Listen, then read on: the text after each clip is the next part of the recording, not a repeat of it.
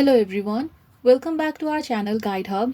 In this video, I am going to show you how to fix your Instagram Live not showing. I will guide you through the steps. If you're not getting the Instagram Live option, it might be because of your internet connection. So first make sure that you have a stable Wi-Fi connection or mobile data network. And the next thing you want to make sure is that your Instagram app is up to date. In order to check if you have the latest version of Instagram, open your Google Play Store and then search for Instagram. If there is an update option available here instead of open, then update the app. And once you update the app, your Instagram Live should be showing.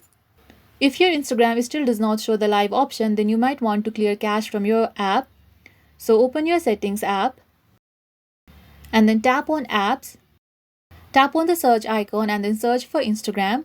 When you find Instagram, tap on storage and then tap on clear cache. After you have done all this, your Instagram Live should be showing.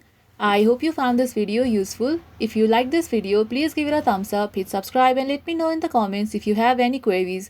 Thank you for watching.